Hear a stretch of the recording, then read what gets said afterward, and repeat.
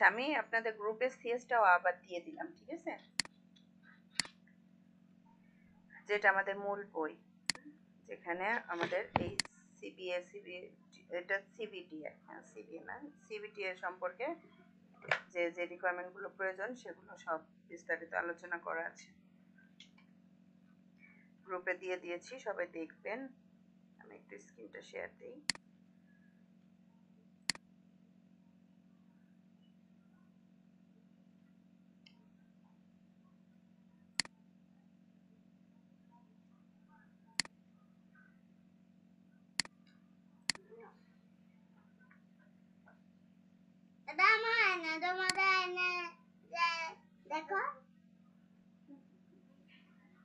দেখা যাচ্ছে স্ক্রিন? জি ম্যাডাম। আচ্ছা, দেখেন এই যে এটা হচ্ছে আমাদের সিবিটি এর সিএস, হ্যাঁ, কম্পিটেন্সি স্ট্যান্ডার্ড, অর্থাৎ এটাকে আমরা সংক্ষেপে সিএস বলে থাকি। এটা হচ্ছে সিবিটি এর জন্য। আমরা যারা সিবিটি অ্যাসেসমেন্ট দিব তাদেরকে আমাদের এই কম্পিটেন্সি স্ট্যান্ডার্ডের রিকোয়ারমেন্টগুলো ফুলফিল করতে হবে। দেখেন, প্রথম থেকে যদি মনোযোগ দিয়ে শুনেন এবং বুঝেন তাহলে কিন্তু আপনাদের রিটেনেও সমস্যা হবে না, আশা করি এভিডেন্সেও সমস্যা হবে না। এখানে একটা পার্ট হচ্ছে সিএস কি, এটার অ্যান্সার হচ্ছে এখানে আছে। এই ক্লাসগুলো আগে হয়েছে, যারা আগে করেছেন তারা তো পেয়েছেন, যারা নতুন তাদের জন্য আমি আবার নতুন করে শুরু করছি। ঠিক আছে, ওই দপটাও এই যে এই competency standard is a written specification of the knowledge, skills and attitudes required for the performance of an occupation, trade, or job corresponding to the industry standard of the purpose of standard of performance required in the workplace। অর্থাৎ competency standard হচ্ছে knowledge, skills, অ্যাটিটিউডের সম্মিলিত একটা লিখিত specification, যেটা ওয়ার্কপ্লেসে অর্থাৎ কোনো কর্মক্ষেত্রে কাজের জন্য যা যা রিকোয়ারমেন্ট সেগুলো বর্ণনা করে। এটার উদ্দেশ্য কি? উদ্দেশ্য হচ্ছে এগুলো, সিএস এর উদ্দেশ্য কি? Provide a consistent and reliable set of components of for training, recognizing and assessing people's skills, and may also have optional support materials। এই চারটা পারপাস হচ্ছে পড়বেন, বুঝে পড়বেন, কেউ মুখস্থ করবেন না, একটা ওয়ার্ডও মুখস্থ করবেন না, বুঝে বুঝে পড়বেন। তাহলে সিএসটা কি এবং সিএস এর উদ্দেশ্য কি, এই চারটা পয়েন্ট একটু বুঝে পড়বেন। পুরোটা পড়ে এক লাইনে বোঝার মতো চেষ্টা করবেন, হ্যাঁ, যে এক লাইনে কিভাবে বোঝা যায় এই পুরো কথাটা। তারপরে এই যে কম্পিটেন্সিতে কি থাকে, number of unit of competency, এই যে এখানে লেখা আছে competency standard consist of A number of units of competency, অর্থাৎ ইউনিট অফ কম্পিটেন্সির সমন্বয়ে একটা কম্পিটেন্সি স্ট্যান্ডার্ড তৈরি হয়। আর এই ইউনিট অফ কম্পিটেন্সিতে আবার কি কি থাকে, 8টা বিষয় থাকে, যেমন unit title, nominal duration, unit code, unit descriptor, elements and performance criteria, variable and range statement, curricular content guide, assessment evidence guide. এই 8টা বিষয় ইউনিট অফ কম্পিটেন্সিতে থাকে। তাহলে চিন্তা করেন, ইউনিট অফ কম্পিটেন্সির সমন্বয়ে তৈরি হয় কি কি কি একটা সিএস অর্থাৎ কম্পিটেন্সি স্ট্যান্ডার্ড।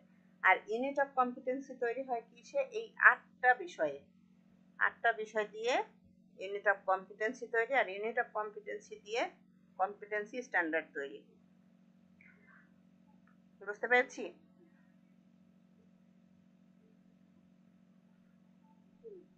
আমরা এইটাকে যদি এ অনুযায়ী সাজাই,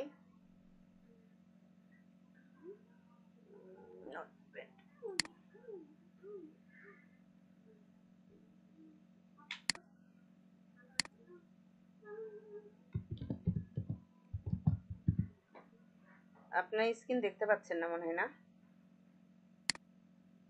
আচ্ছা থাক, দেখতে পাচ্ছেন না? দেখা যাচ্ছে না। আচ্ছা ঠিক আছে। তাহলে কম্পিটেন্সি স্ট্যান্ডার্ডের মধ্যে পাচ্ছি আমরা ইউনিট অফ কম্পিটেন্সি, আর ইউনিট অফ কম্পিটেন্সির মধ্যে আমরা আরো 8টা বিষয় পাচ্ছি। ঠিক আছে, তো এই হচ্ছে বিষয়। এখান থেকে শুধু আমরা এইটুকুই পড়বো, পুরো বই কিন্তু আমরা পড়বো না। এই অ্যাব্রিভিয়েশন গুলো একটু দেখে নিব। হ্যাঁ, সিএস কি, competency standard, CBTA competency based training and assessment, CAD হচ্ছে course accreditation documents, ILO international labour organization, এগুলো কিন্তু স্কিল সার্টিফিকেটের সময়ও পড়া লাগে, ওই সিএস এও থাকে। হ্যাঁ, IFC industry skills council, ICT information and communication technology, এগুলো আপনারা একটু দেখে নিলেই পারবেন। এগুলো মুখস্থ করবেন না, কি করবেন, প্রতিদিন যখন পড়বেন তখন একবার করে জাস্ট রিডিং করে যাবেন, তাহলে দেখবেন যে এটা আয়ত্তে চলে আসছে।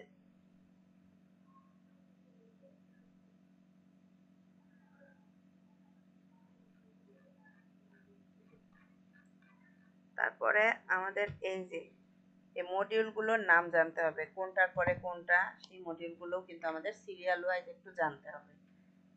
হ্যাঁ, এই যে ইউনিট অফ কম্পিটেন্সি, এখানে মডিউল বলবো না, ইউনিট অফ কম্পিটেন্সি বলবো। তাহলে ইউনিট অফ কম্পিটেন্সি কয়টা আছে এই সিএস এর আন্ডারে? 11টা।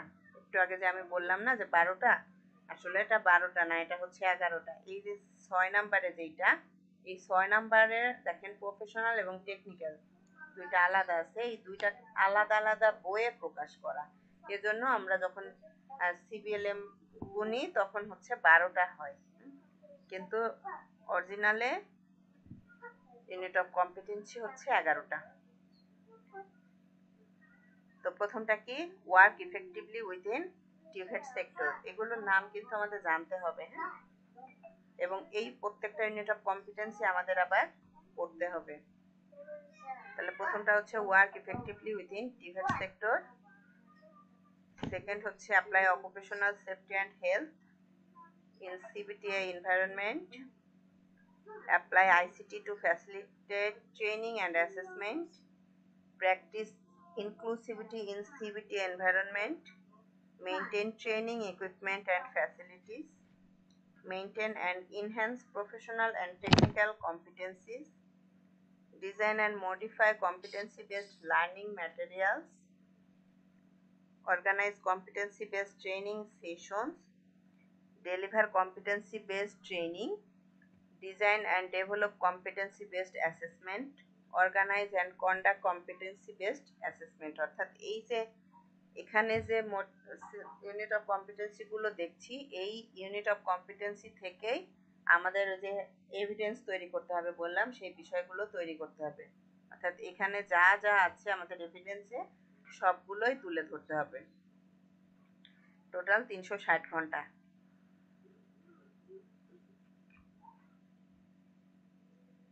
এখানে আমরা দেখব work effectively within TVET sector, এখানে 32 ঘন্টায়, 32 ঘন্টার মধ্যে কি কি আছে দেখার মতো, জানার মতো। এই এখন হচ্ছে প্রশ্ন প্রতিনিয়তই চেঞ্জ হচ্ছে, এমনিতেই চেঞ্জ হতো, সিবিটিআর কোশ্চেন কখনোই রিপিট হতো না, খুব কম রিপিট হতো।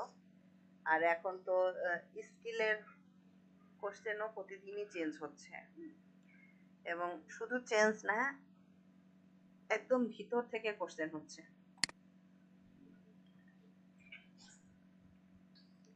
তো আমরা দেখব যে মানে প্রত্যেকটা বিষয় একটু খুঁটিনাটি বোঝার চেষ্টা করব।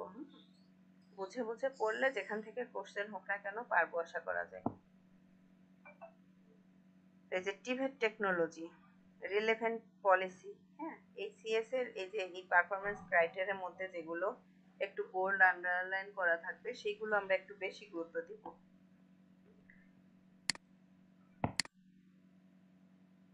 তাহলে এই বিষয়গুলো কোথায় পাবো? এই বিষয়গুলো আমরা ভ্যারিয়েবলে পাবো। এই যে variable TVET technology, TVET technology বলতে কি বোঝায়? Technical vocational education and training, তারপরে national training technical vocational qualification framework, vocational education and training, skill, knowledge, attitude, task element, task, job, competency, recognition of prior learning, যেটা RPL, যে আমরা 3 দিনে যেটা পরীক্ষা দিই, glossary of terms in CBT system, competency based training, performance based education, generic sector specific and occupation specific competency, skills training provider, registered training organization. অর্থাৎ এখানে যে 17টা বিষয় আছে এই 17টা বিষয় কিসের সাথে জড়িত? টিভেট টেকনোলজির সাথে জড়িত। এখানে আরেকটা কথা খেয়াল করবেন, may include but not limited to, অর্থাৎ এই 17টার সাথে আরো অ্যাড হবে, এই 17টার মধ্যে সীমাবদ্ধ থাকবে না। বুঝতে পেরেছি? তাহলে ওটা ছিল টেকনোলজি, টিভেট টেকনোলজি। এটা হচ্ছে টিভেট পলিসি। টিভেট পলিসিটা কি? TVET chapter of national education policy, national skills development policy NSDP, equity policy, apprenticeship act, modified TVET legislation, national technical and vocational qualification framework, RPL system. এই বিষয়গুলো কি? এগুলো হচ্ছে policy. Policy মানে কি? নীতি, কিছু নিয়ম, রুলস, যেগুলো যে এই রুলসগুলো ফলো করতে হয় সেগুলো হচ্ছে এইগুলো। তারপরে কোয়ালিটি ইস্যুস অফ টিভেট, টিভেটের কোয়ালিটি ইস্যুস কি? Appropriate skill standard with associated materials, adequate training facilities, certified trainer and assessor, registered skills training provider, training delivery, training assessment and certification। এই বিষয়গুলো হচ্ছে টিভেটের কোয়ালিটি ইস্যুস, মানে main issue যেগুলো নিয়ে এই TVET কাজ করে। তাহলে এখান থেকে এই যে 6টা বিষয় দেখলাম আমরা, এই 6টা বিষয় নিয়ে টিভেট কাজ করে। তারপর TVET providers and development organisation, এই টিভেট প্রোভাইড করে কি বা ডেভেলপ করে কোন কোন প্রতিষ্ঠান? এনএসডিএ, বিটিবি, তারপর relevant ministry and department within the government including, এটা হচ্ছে 4.3 পয়েন্ট। এই 4.3-র আন্ডারে, অর্থাৎ এই যে রিলেভেন্ট মিনিস্ট্রি অ্যান্ড ডিপার্টমেন্টের আন্ডারে হচ্ছে এইগুলো, ঠিক আছে? Ministry of education, ministry of expertise, তারপরে ministry of labour and employment, directorate of technical education, bureau of manpower employment. হ্যাঁ, এইগুলো হচ্ছে 3-র আন্ডারে। তারপরে এটা এসে আবার 4, relevant department and or unit. এই যে এখানে বেশ কিছু জায়গায় অ্যান্ড এবং অর দেখবেন, অ্যান্ড অবলিক অর ইউনিটস। এটার মানে কি? এটা হচ্ছে কোথাও কোথাও এই ডিপার্টমেন্ট এবং ইউনিট একসাথে যুক্ত, সেখানে অ্যান্ড হবে। আর কোথাও কোথাও ডিপার্টমেন্ট কাজ করে নয়তোবা ইউনিট কাজ করে, সেখানে অর হবে। এই জন্য অ্যান্ড অর দেওয়া থাকে, ঠিক আছে? ভিতরে আরো বেশ কিছু জায়গায় এই অ্যান্ড অর অপশনটা পাবেন।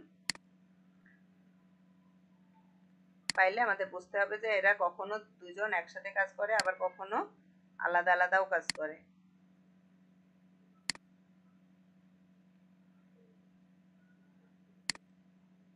বুঝতে পেরেছি? জি ম্যাডাম। আচ্ছা, তাহলে এগুলো আমরা একটু দেখে নেব। আর ক্লায়েন্ট, ক্লায়েন্ট কারা হয়? কার ক্লায়েন্ট এটা? টিভেটের। টিভেটের ক্লায়েন্ট কারা হয়? Industry, institute, employer, guardian, trainee. অর্থাৎ ইন্ডাস্ট্রি থেকে শুরু করে একজন ট্রেনি পর্যন্ত প্রত্যেকে টিভেটের ক্লায়েন্ট। অর্থাৎ টিভেটের সাথে যারা কাজ করে তারা সবাই হচ্ছে টিভেটের ক্লায়েন্ট। একজন ট্রেনি, সে কিন্তু টিভেটের ট্রেনিং করার জন্যই কোথায় যায়? টিভেট সেক্টরে যায়। একজন অ্যাসেসর, সে কি করে? অ্যাসেসমেন্ট নেওয়ার জন্যও কোথায় যায়? টিভেটে যায়। একজন ট্রেনার, ট্রেনিং দেওয়ার জন্যও কোথায় যায়? টিভেটে যায়। তারপরে স্টুডেন্টের প্যারেন্টস অর্থাৎ গার্ডিয়ান, তারাও কোথায় যায়? টিভেটে যায়। এই যে টিভেট কেন শিখতে যায়, কেন ট্রেনিং করতে যায়? কারণ কোনো না কোনো ইন্ডাস্ট্রি এগুলো চায়। তাহলে ইন্ডাস্ট্রিও কি টিভেট চাচ্ছে। আর এই যে ট্রেনিং গুলো কারা করাচ্ছে? ইনস্টিটিউট। তাহলে ইনস্টিটিউটও কার সাথে কাজ করছে? টিভেটের সাথে। অর্থাৎ টিভেটের ক্লায়েন্ট হচ্ছে ট্রেনি থেকে শুরু করে ইন্ডাস্ট্রি পর্যন্ত প্রত্যেকেই হচ্ছে টিভেটের ক্লায়েন্ট। হ্যাঁ,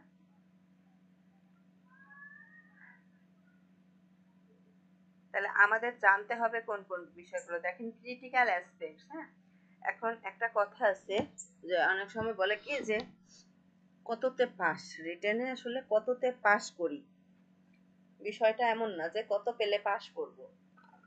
বিষয়টা এমন, অ্যাসেসর জাজমেন্ট করে যে কোন অবস্থায় তাকে পাস দেওয়া যায়, কম্পিটেন্ট দেওয়া যায়। এখানে তো পাস কথাটা বলা ঠিক না, কম্পিটেন্ট দেওয়া যায় কোন পর্যায়ে গেলে। সেখানে কিছু আন্ডারপিনিং নলেজ থাকে, ক্রিটিক্যাল অ্যাসপেক্টস থাকে। এই যে যে বিষয়গুলো আমরা এখন এখানে দেখতে পাচ্ছি, আন্ডারপিনিং স্কিলস, রিকোয়ার্ড অ্যাটিটিউড, অর্থাৎ আপনি মনে করেন 30টা করছেন, 30টার মধ্যে আপনি 29টা দিয়েছেন আর একটাই দেননি, যেই একটা আপনার এই যে এই আন্ডারপিনিং নলেজের মধ্যেই ছিল, অর্থাৎ আপনি বাকি 29টা অ্যান্সার করেছেন কিন্তু এমন একটা অ্যান্সার আপনি করতে পারেননি যেটা আন্ডারপিনিং নলেজের মধ্যে ছিল। আন্ডারপিনিং নলেজ অর্থ হচ্ছে আপনার অবশ্যই সেই বিষয়টা জানা উচিত ছিল, আপনি জানেন না, তাহলে কি আপনাকে অ্যাসেসর কম্পিটেন্ট দিতে পারবে? পারবে না কিন্তু, কারণ আপনার যেটা জানা রিকোয়ার মানে ফরজে আইন সেটাই আপনি জানেন না, বাকি সব জানেন, কোনো লাভ হবে না।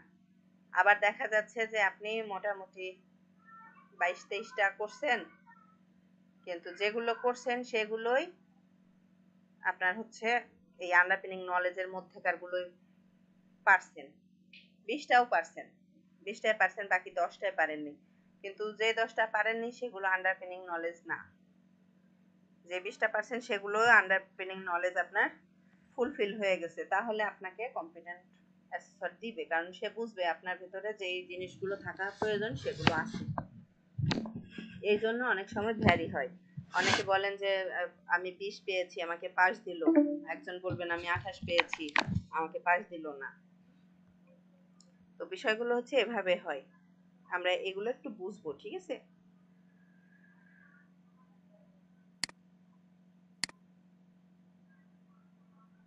আচ্ছা, আমাদের আর 15 মিনিট ক্লাস হবে, তো আমরা একটু দেখবো ক্রিটিক্যাল অ্যাসপেক্টসে কি আছে। Interpreted main features of national skills development policy, অর্থাৎ এনএসডিপি আমরা পড়ে আসতে উপরে, এইটার মেন ফিচারগুলো আমাদের জানতে হবে। যদি এই মেন ফিচারগুলো না জানি তাহলে কিন্তু হবে না। তারপরে ন্যাশনাল কোয়ালিটি অ্যাসুরেন্স সিস্টেম, এটাকে সংক্ষেপে কোয়াশ বলা হয়। হ্যাঁ, QAS, কোয়াশ। এই কোয়াশ কি, কোয়াশ সম্পর্কে জানতে হবে। তারপরে explain training requirements and employment opportunity, training এর রিকোয়ারমেন্ট গুলো কি এবং এমপ্লয়মেন্টের অপরচুনিটি গুলো কি, এগুলো আমাদের জানতে হবে। Interpreted roles and responsibility of NSDA, NSDA এর রোলস এবং রেসপন্সিবিলিটি কি, দায়িত্ব এবং কার্যাবলী কি কি, সেগুলো জানতে হবে। তাহলে এই 4টা বিষয় হচ্ছে কি আমাদের ক্রিটিক্যাল অ্যাসপেক্টস, এই বিষয়গুলো অবশ্যই আমাদের জানা উচিত। তারপর আন্ডারপিনিং নলেজ, নলেজের মধ্যে আমাদের কি জানতে হবে, এই যে মেজর ফিচার উপরে দেখে আসলাম। তারপরে এনটিভিকিউএফ, সিবিটিএ, আরপিএল, অর্থাৎ এই বিষয়গুলো। আরপিএল কি আপনি যদি না জানেন তাহলে হবে? আরপিএল এর ফুল ফর্ম বলতে পারলেন কিন্তু এটা আসলে কি জিনিস আপনি বুঝলেন না, বুঝাইতে পারলেন না, তাহলে কিন্তু হবে না। Demand driven flexible responsive TVET system, এগুলো কি, ইফেক্টিভ ফ্লেক্সিবল, এগুলো কি, এই বিষয়গুলো সম্পর্কে আপনার ধারণা থাকতে হবে।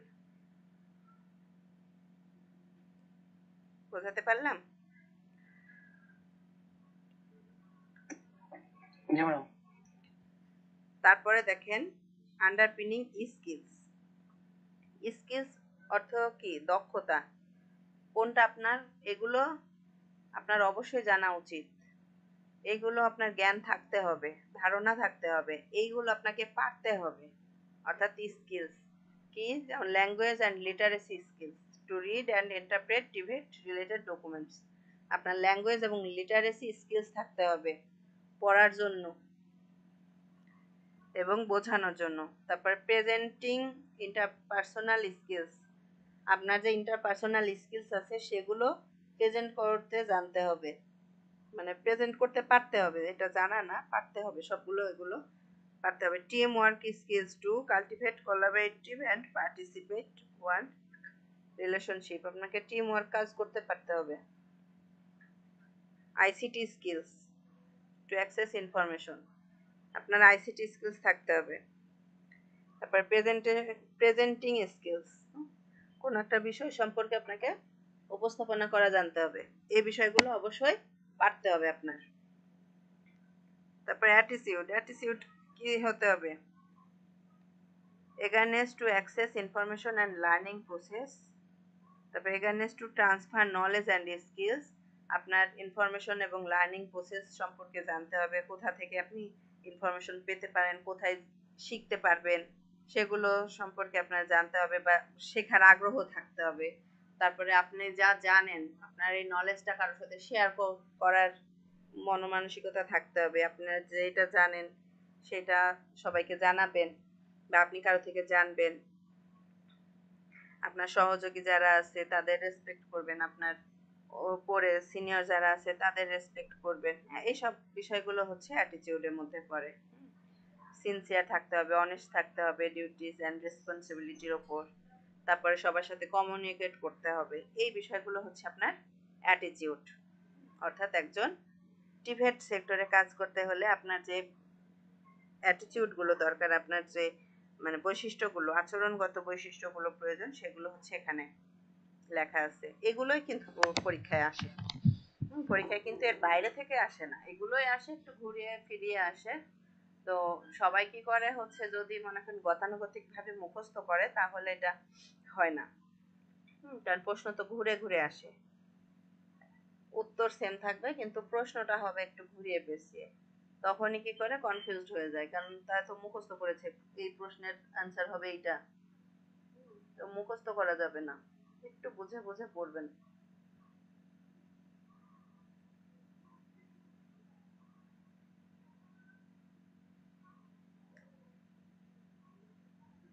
তারপর রিসোর্স ইমপ্লিকেশন, রিসোর্সটা কি কি? Learning material, internet facilities and training environment, consumable material, teaching AIDS. অর্থাৎ এইগুলো হচ্ছে আপনার রিসোর্স, এইগুলো আপনাকে ইমপ্লিকেশন করতে হবে।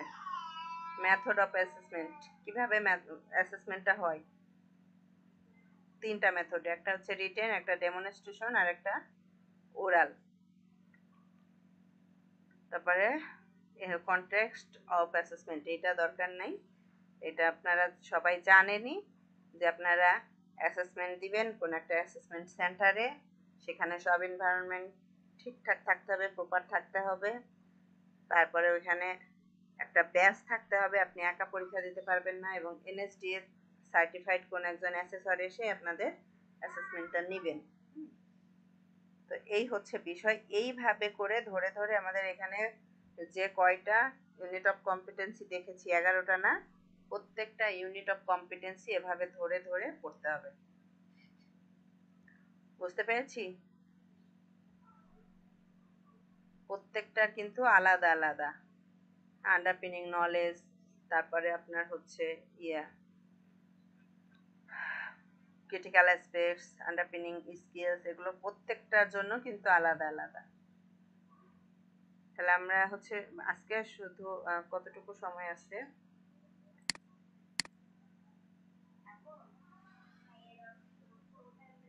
টাইমটা কি দেখা যাচ্ছে? 9 মিনিট আছে ম্যাডাম। আচ্ছা, 9 মিনিট আছে। আমরা হচ্ছে ভেরিয়েবল গুলো একটু দেখি। তাহলে এই যে এটা হচ্ছে কি ইউনিট অফ কম্পিটেন্সি, কোনটা? Apply occupational safety and health, অর্থাৎ স্বাস্থ্য সুরক্ষা, আপনার কাজের ক্ষেত্রে স্বাস্থ্য সুরক্ষা, নিরাপত্তা, এই বিষয়গুলো মেনটেন করতে হবে। এটার জন্য কত ঘন্টা? 16 ঘন্টা। এগুলো একটু দেখবেন, ঠিক আছে? এগুলো ভাইভাতে ধরেন হুট করে জিজ্ঞেস করে বসলো যে আপনাদের তো একটা ইউনিট অফ কম্পিটেন্সি আছে অস, এই অসটা কত ঘন্টা বলেন তো, কত ঘন্টা করেছেন? বলতে পারলেন না, তাহলে কি বুঝলো? যে বেসিক যে জিনিসটা সেটা আপনি জানেন না। তারপরে এখানকার ভেরিয়েবল গুলো একটু পড়ি। অস স্ট্যান্ডার্ড, অসের স্ট্যান্ডার্ড কি? Posture and movement, lighting, appropriate dress, ventilation, correct lifting method, training or working space, অর্থাৎ ওয়াশ স্ট্যান্ডার্ড, আমার বসার চলাফেরার জায়গা বা যেখানে আমি কাজ করব সেই জায়গার মুভমেন্ট এরিয়াটা, তারপরে লাইট পর্যাপ্ত পরিমাণ আছে কিনা, আলো বাতাস সেখানে পর্যাপ্ত পরিমাণ আছে কিনা, আমার যে জায়গায় বসে কাজ করার কথা সেই জায়গাটা আমার কাজের জন্য উপযোগী কিনা, হ্যাঁ, এই সব বিষয়গুলো হচ্ছে অশের মধ্যে পড়ে।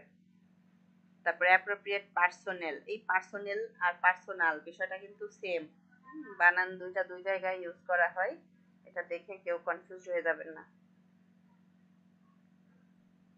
তাহলে পার্সোনালে কি আছে, occupational health and safety officer, অর্থাৎ এই যে বিষয়টা কে মেনটেন করে, occupational health and safety officer, first aid officer, manager বা supervisor, head of the institute, এই 4 ব্যক্তি হচ্ছে অশের দায়িত্বে থাকে, মানে অশটা দেখাশোনা করে। ওয়ার্কপ্লেস কি কি হয়, ট্রেনিং ইনস্টিটিউট হয়, ইন্ডাস্ট্রি হয়, অ্যাসেসমেন্ট সেন্টার হয়। হ্যাজার্ড কি, হ্যাজার্ড হচ্ছে দুর্ঘটনা, তাই না?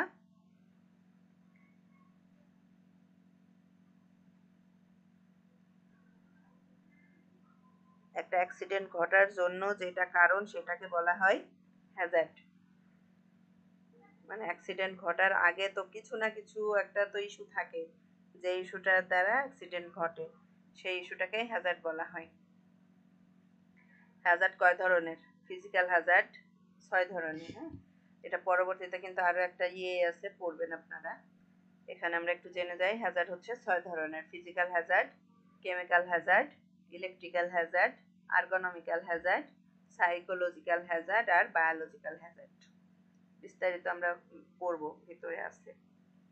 তারপর অস প্র্যাকটিস, কি কি করতে হবে, job related standard operating procedures, consultation and participation in emergency response to specific hazard, incident investigation, risk assessment and reporting, এগুলো হচ্ছে অশের প্র্যাকটিস। অর্থাৎ কি করতে হবে, হ্যাজার্ড আমার খুঁজে বের করতে হবে, হ্যাজার্ডের ইন্সপেকশন করতে হবে, অর্থাৎ কোন ধরনের হ্যাজার্ড থেকে কি ধরনের দুর্ঘটনা ঘটতে পারে, কেমন ক্ষয়ক্ষতি হতে পারে, এগুলো বুঝতে হবে, সেগুলো উপশমন করার চেষ্টা করতে হবে, রিপোর্ট করতে হবে, এইসব বিষয়গুলো মেনটেন করতে হবে অস প্র্যাকটিসে।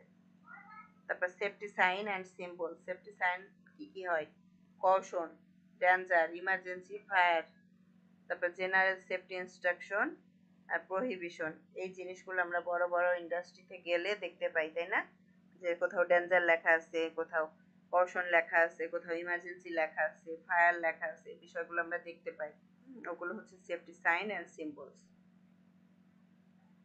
তারপর রিস্ক কয় ধরনের, 3 ধরনের, লো, মিডিয়াম, হাই। গ্রিন প্র্যাকটিস কি, establish green and clean campus, use solar energy, reduce the use of consumer materials, use organic materials, recycling materials, manage West materials, অর্থাৎ গ্রিন প্র্যাকটিসের অভ্যাস করতে হবে। গ্রিন প্র্যাকটিসে কি কি, এই বিষয়গুলো প্র্যাকটিস করতে হবে। ডকুমেন্ট কি কি প্রয়োজন, রিপোর্ট, লগ, শিডিউল। এখানে ক্রিটিক্যাল অ্যাসপেক্ট কি আছে সেগুলো একটু দেখবো, আন্ডারপিনিং নলেজ কি আছে সেগুলো দেখবো, তারপরে স্কিলস কি আছে সেগুলো দেখবো, এগুলো জাস্ট দেখবো, একবার করে রিডিং পড়লেই মাথায় সেট হয়ে যাবে। তো এই হচ্ছে বিষয়, যে পরেরটা হচ্ছে আইসিটি। আইসিটি আমাদের এই সিবিটিএতে, অর্থাৎ ট্রেনার অ্যান্ড অ্যাসেসর পার্টে আইসিটি কি কি কাজে লাগবে, টিভেট সেক্টরে আইসিটি কি কাজে লাগবে, এইগুলো সম্পর্কে এখানে দেওয়া আছে, তো এগুলো আমরা পড়বো।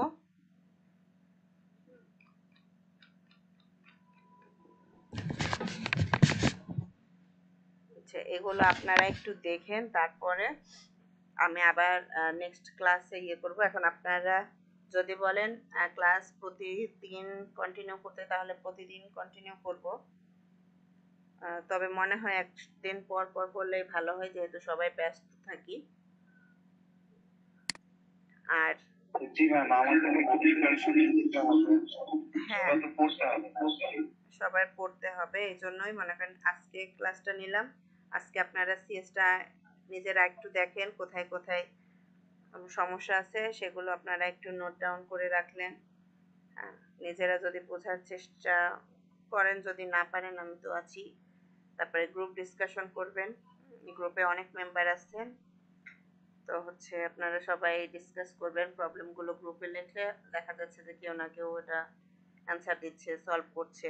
ঠিক আছে, এভাবে আমাদের কমিউনিটি বাড়াতে হবে। আমরা কিন্তু একটু আগেই দেখে আসলাম যে হচ্ছে জ্ঞান শেয়ার করতে হবে, হ্যাঁ, অন্যের থেকে নিতে হবে, অন্যকে দিতে হবে। তো এই বিষয়গুলো আসলে আমরা মেনটেন করব। ঠিক আছে, আর ক্লাস কয়টায় শুরু করব, 9টায় নাকি 9:30টায়?